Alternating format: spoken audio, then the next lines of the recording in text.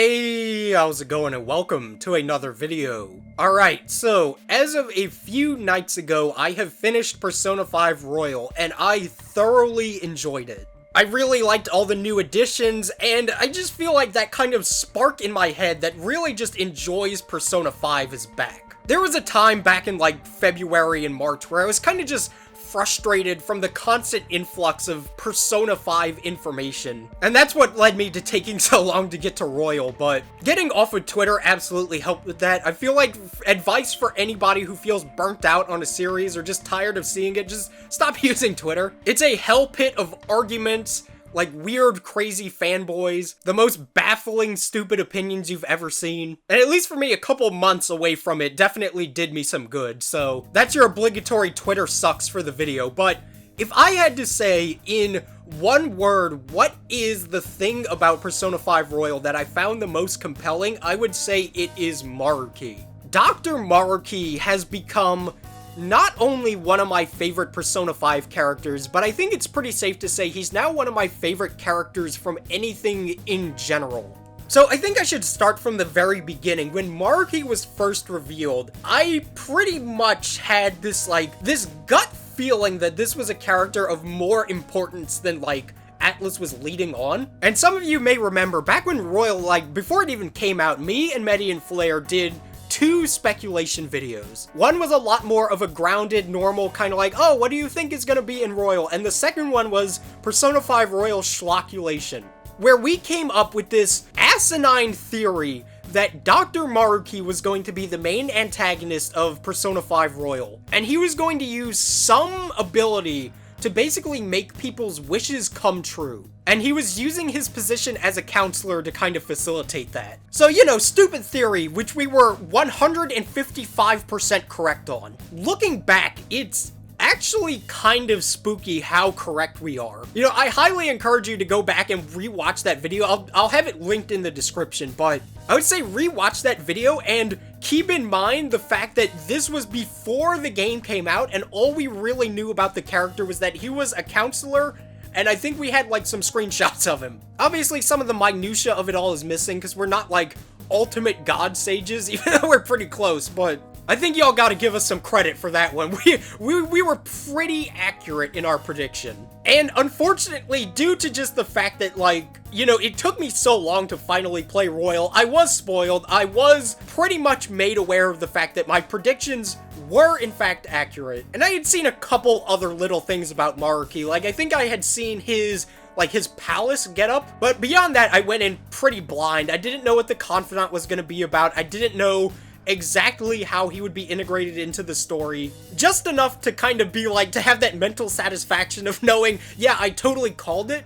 But beyond that, it was a mystery. But starting with his confidant, I gotta say, Maruki's confidant is one of my favorites in Persona 5. I would say it's at the bare minimum in the top 3, because it just covers so many different themes and, you know, topics and shit that I tend to think about myself. And it also helps just the fact that Maruki is such a pleasant guy. He kind of looks like me if I were attractive, but first of all, I think his role as a counselor is just so interesting, right? Because the Phantom Thieves never had a person like that they could really talk to. You know, later on in the game, characters like Sojiro and Sainijima end up being kind of adults that they can confide in, but that's not until pretty much the end. But just having somebody around who genuinely cares, and, you know, the Phantom Thieves can just be yeah, dude, I have a tragic backstory. You know, I think that's interesting. But I think for me, the strongest aspect of Maruki's confidant is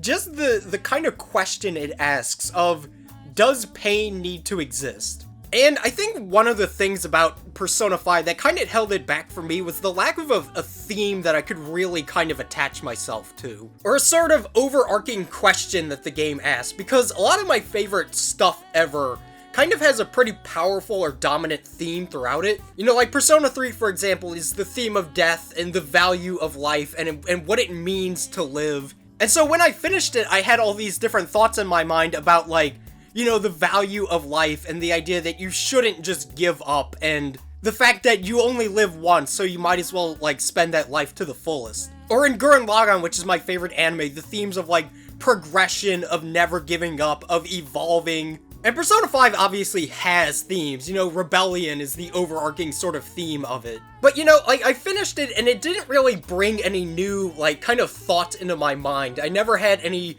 revelation about, oh man, why rebellion is good or whatever.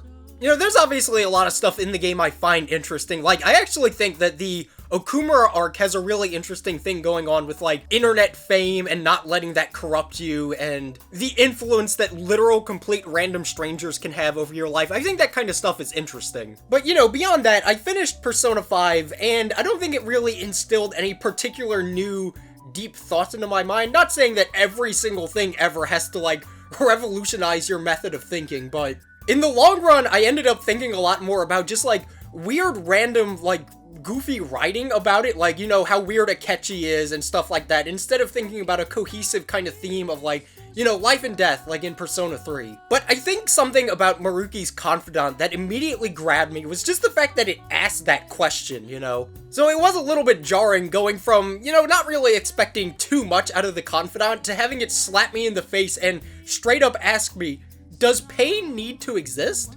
It's like, oh shit, wait a minute. Now that's a question. And it just covers so many different topics that I'm interested in. Like, I'm this weird freakazoid who spends a lot of time thinking about, like, how much the human brain kind of affects reality, or your perception of reality. You know, everything as simple as, like, how much does hype for a video game affect your enjoyment of it, to does collective human thinking have a genuine influence on the world? So when Maruki starts providing all these different little thought experiments, like the one about the cookies, and just asking, oh man, like, how can we avoid human suffering?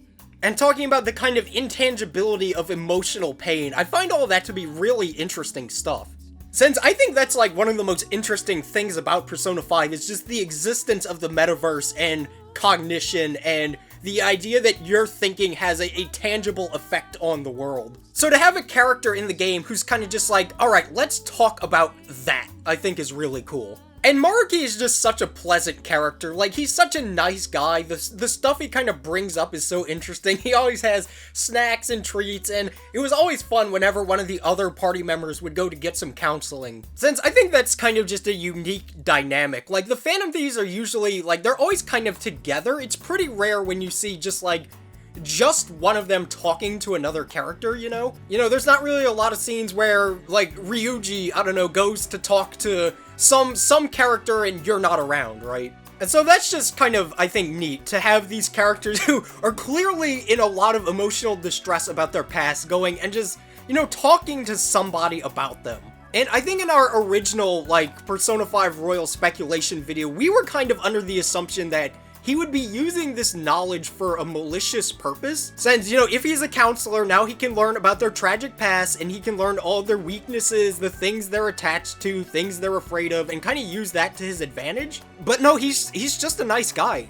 He just genuinely cares. But yeah, going back to the kind of overall question of, does pain need to exist? I feel like this is something that you see pretty often in Japanese media. You know, like Evangelion, Naruto. It's a fairly common sort of villain motivation, the idea of, like, making some kind of world where there's no suffering, where there's no hardship, or creating some sort of illusion world where everybody lives in peace. I wonder how much of that has to do with just, like, Japanese work culture, of how brutal Japanese society is in terms of, like, you kind of just study and then you get a job and then, like, that's it, you know? But it's interesting. Like I said, it's the kind of thing that you can have a legitimate discussion and debate about, and quite honestly, it's not the kind of thing that I feel, like, definitively confident about answering one way or the other, and I think that's kind of the real brilliance of the third semester of P5R. You know, you look at characters like Shido, or Okumura, or whoever it may be, and it's like, these are objectively probably bad people that need to be stopped, right?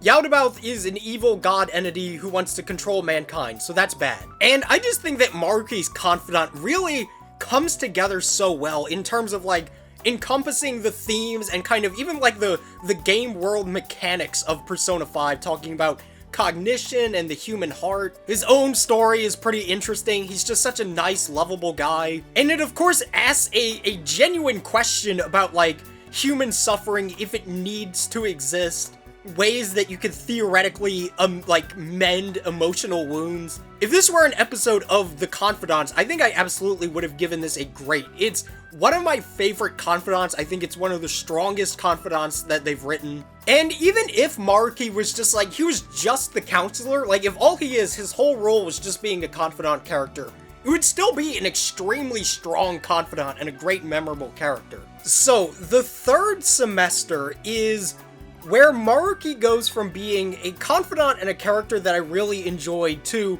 legitimately one of my favorite antagonists, and I think the third semester of Persona 5 Royal is now my, like, probably second favorite just Persona story. So, when Persona 5 Royal was first being teased, there were a lot of really fucking weird screenshots and videos and stuff being teased about stuff that, like, didn't make any logical sense. Like, for example, Wakaba was alive, and there was seemingly a human Morgana walking around.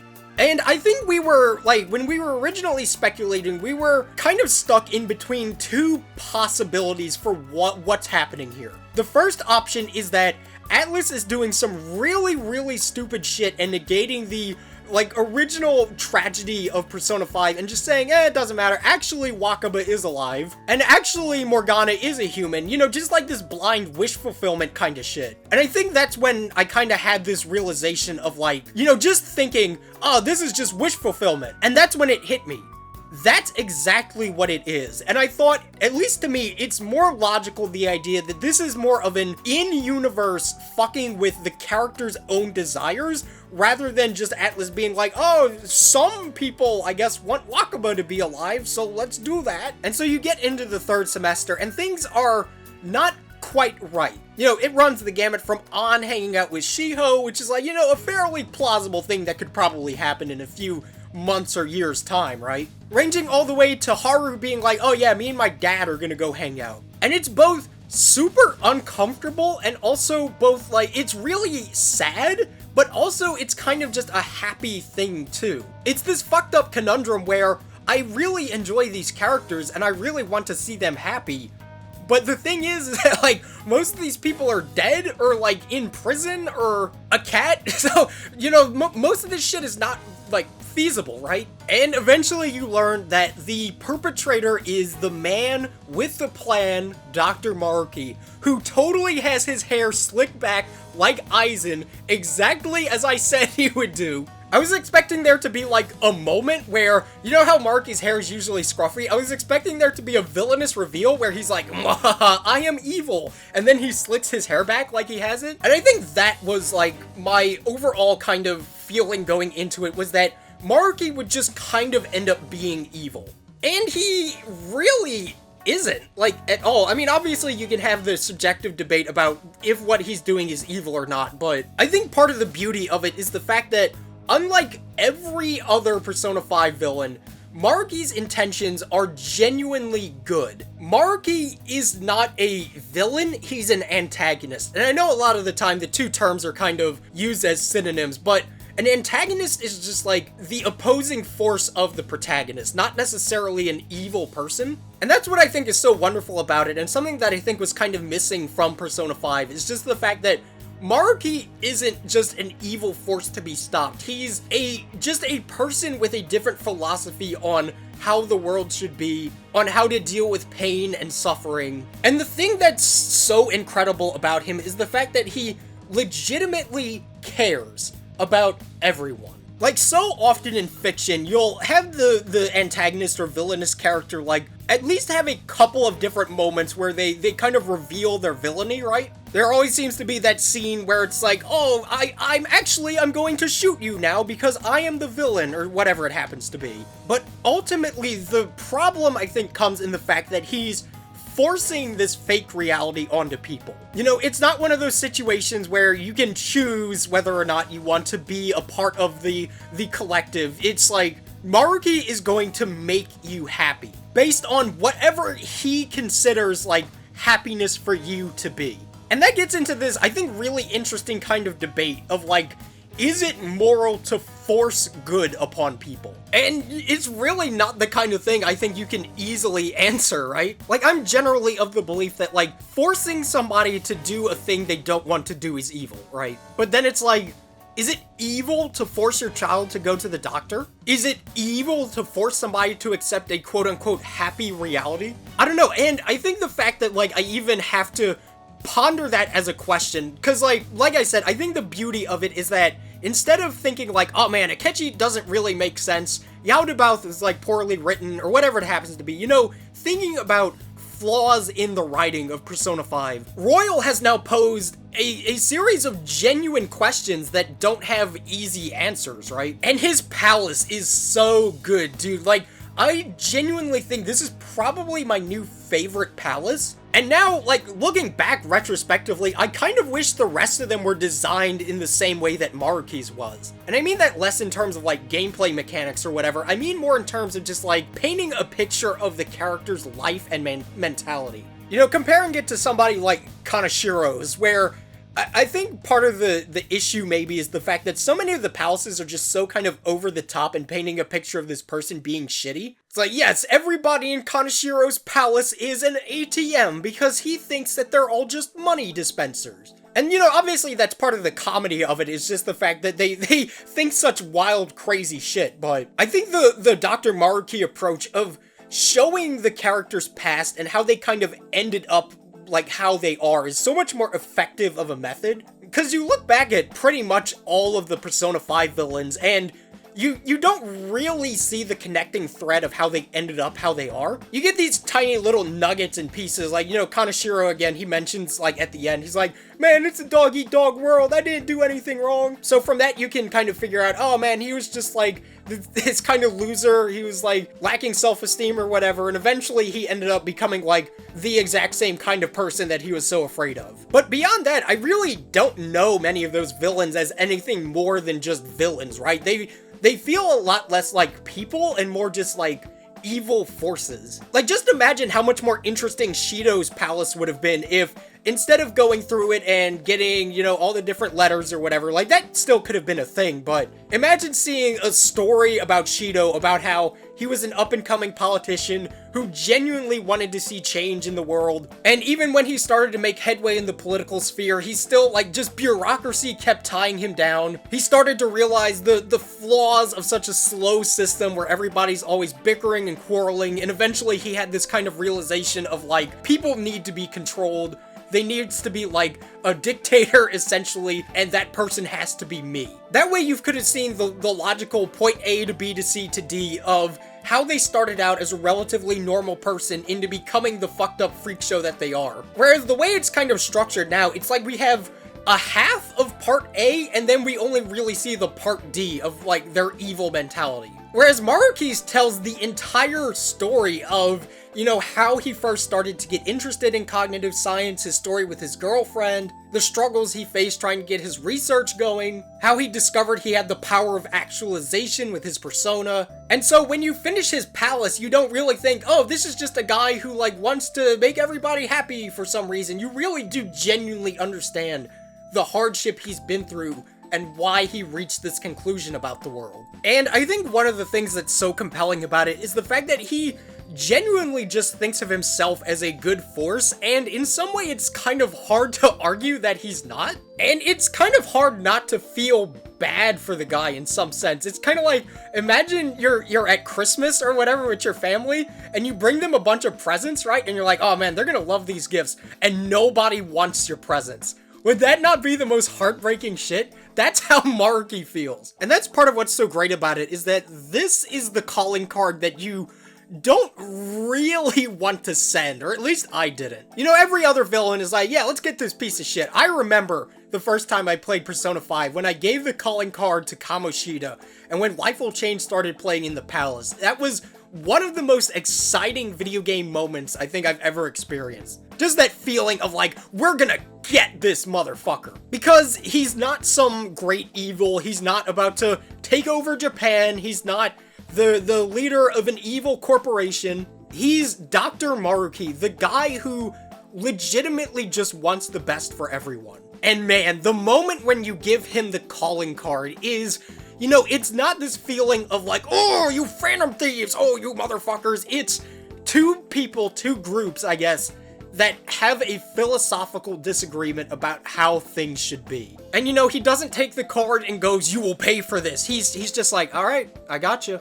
Well, I'll see you tomorrow. And before we get into like the actual final boss, I think I want to talk about the kind of themes of like running away from the past that are brought up from Maruki. And of course, just the concept of like, does pain need to exist? And I think you really can come up with two genuinely really good arguments for why it does or doesn't. On one hand, you can say pain is what's necessary for our growth. If we don't feel that sort of sensation of loss, of yearning, of disappointment, then we'll never grow as people and we'll never strive to be better than what we are. Whereas you can also make the argument of like, okay, but the only reason we would ever need to grow to begin with is to deal with pain more effectively. Assuming there was no pain, there would be no need to grow and have to learn how to deal with it. So it gets into this like really deep topic of, is it better to just be perpetually kind of the same but happy? Or is it better to go through the highs and lows of life and feel pain and sorrow while at the same time growing and becoming better? And I just think that's such an interesting thing to base a conflict off of. Since it's really not like one side is the moral good in this and the other side is the bad person doing the evil thing. You know, it's just two groups of people who want essentially the same thing, which is just like happiness. They're just going about it in a different way. So yeah, you give him the calling card, which is one of my favorite scenes in the whole game, and you finally infiltrate his palace to get that treasure. And dog, when fucking I Believe started playing, it was like, I almost had tears in my eyes, dude. That song, like, I think the difference is that, you know, the whole rest of the palaces, you're infiltrating them and you have this feel-good sort of motivation. It's like, we're gonna get this motherfucker, he's gonna stop his evil ways, and we're going to contribute a good to society. Whereas going into Maruki's palace, I kind of felt like, here I am, a group that has a disagreement, about to go try to stop a different person that I don't agree with. And that, like, entire final boss fight, that whole stretch, I would say that's now my, like, second favorite final boss, like, gambit in Persona. Nick's avatar is still number one, but this is a really close contender. I mean, this shit is awesome. Like, first of all, he goes into his palace ruler garb where he looks like some kind of fucking deity. His persona is Azathoth. The fucking, like, in H.P. Lovecraft stories, Azathoth is the god that, like, all of reality is just his dreams, and I think that's the most perfect, like, persona to give to Maruki. And the fucking song that plays when you're fighting him is so good! And I think it just works as a pretty good, like, final sort of test of the mechanics that you've learned in Persona 5. Since you have to manage all the different tentacles, you have to hit all their weaknesses and baton pass effectively, and, like, kill them as quick as possible to hit Azathoth. And even though it maybe drags on for a bit, the fucking song and just the reality of what you're doing and who you're fighting, I think makes it, like, fine. And the fact that, like, to the very end, Maruki never slips into a moment of feeling hateful towards the Phantom Thieves. He never has that anime villain moment where he's like, oh, you fucked up all my plans and now I'm bad. Like, throughout the entire fight, he's just talking to your different party members and he's like, oh, Samurai, wouldn't you rather go back to being Kasumi? Wouldn't you be happier like that? And oh, Morgana, I can make you feel like you belong. I can make you a human. Isn't that what you want? And I think that's just a really well done aspect of his character, is the fact that he never slips into being an anime villain. I feel like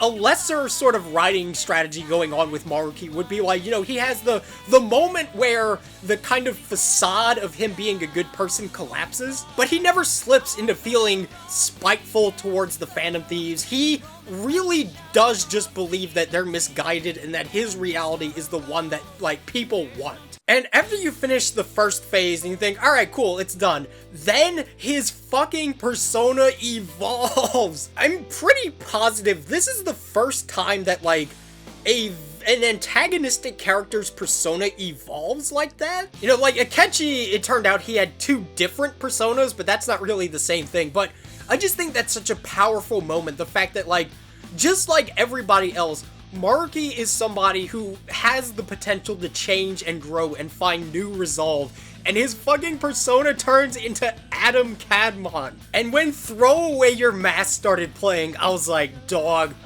this is the best part of Persona 5 right here. And it's just such an awesome fucking battle. You know, everything from the first fight against him in Azathoth, to him with Adam Cadmon, to after he fuses with Adam Cadmon, and after besting him over and over and over again, when you finally kind of have him on the ropes, and you give him the message where you go, you're running from the past, and he kind of just, like, the confidence is broken. And he's like, you know what?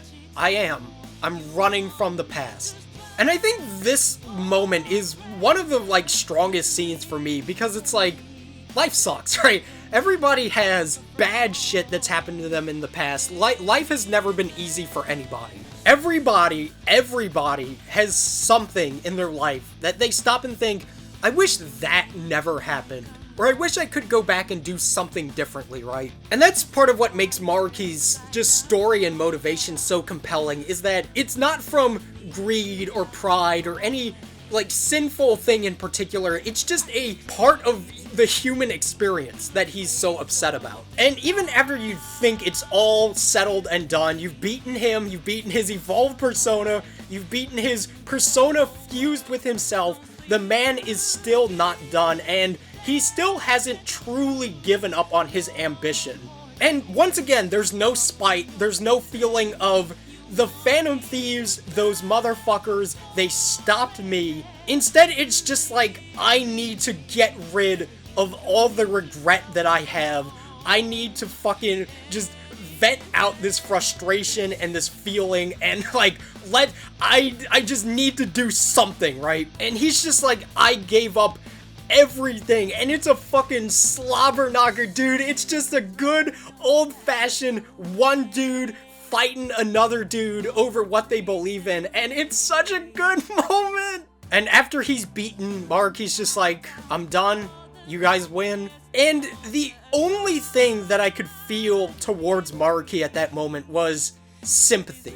It kind of felt like, if you ever have, you know, an argument with a friend about some philosophical manner or just something like that, and at the end of the day you just think like, I'm sorry, man, you know, we had a disagreement, but we're still friends. And as cheesy as this is to say, at least to me, Dr. Maruki was my friend. He was somebody that, you know, at least in the world of the game, I confided in, that I talked to about, like, cognition and the human heart and suffering, but he's just somebody that I had a major philosophical disagreement with. And that's kind of what it was, really. It was a disagreement. And I think just that, like, clashing of ideologies is something that was missing from the original Persona 5. Like, they tried the whole sort of scheme going on where it's like, oh, Akechi represents order and Joker represents, like, chaos and rebellion, but that's not really, like, how it worked out, because, like, Akechi seemingly doesn't even believe in that. Shido is a much better representation of the idea of, like, law and order and, like, control over the masses than Akechi is. Fucking Yaldabaoth should have made Shido his law representative, man. And, you know, even though there was the kind of conflict of, like, rebellion versus the order of things, it was like, Shido was evil, right? There's no two ways about it, the idea that Shido was a bad person. And so it stops being a genuine discussion about, like, you know, law versus chaos, and instead just becomes, well, Shido is evil and we aren't, therefore, like, we're right, you know? But in Persona 5 Royal, can you really definitively say one way or the other that Maruki is evil? I can't. Because he's not. You know, evil is like malice and ill intent and selfishness and doing harm onto others. Maruki is none of those things. And at the very end of the game, during the ending scene, when Maruki showed up in the cab, I swear to God, I had tears in my eyes, dude. It was like seeing the return of that friend you had an argument with, because at the very end of the day, that's all it was. You had a disagreement. Maruki began to understand the fact that reality is shitty, and that life sucks, and that the past happened, but there's always the future. And he says at the very end, if you find yourself struggling in life, you can start over, like me. And I just thought, like, man, That was beautiful. I do legitimately think there's this sort of beauty in the final semester of Persona 5 Royal. You know, there's so many themes that it brings up, like, does suffering need to exist? Maruki is one of my new favorite antagonists. He's like one of my favorite both Persona 5 characters. He's my new favorite Persona 5 villain, obviously. And it left me more than satisfied. I felt like I went on a roller coaster of a ride with this antagonist who, in some ways, I could completely agree with, who I didn't even really feel that good about stopping, right? It was more of a, it had to be done, rather than a, it wasn't something worth celebrating, really. So yeah, Dr. Maruki, he's a beautiful character with a beautiful confidant, and like the title of the video suggests, I really do think that, at least for me, he's my perfect antagonist. I've always held the belief that when it comes to antagonists, they're successful if they accomplish one of these three things. If you love them as a character, you hate them, or if you agree with them. And for Maruki, I really do feel as if two of those are checked off. I thoroughly love him as a character and what he represents, and just like everything that he stands for, the whole journey you go through with him. And even though obviously I stopped him in the game, it's the kind of thing that, like, if this were happening in reality, would I really want that to be opposed? It's like, I don't know, I don't really feel as if I can answer that. And if I can't answer it one way or the other, that must mean that in some sense I did agree with him. So yeah, Dr. Maruki, fantastic character, absolutely the highlight of P5R for me, and one that I'm so glad I experienced. But yeah, thank you all so much for watching, I hope you all enjoyed, I'll see you guys next time.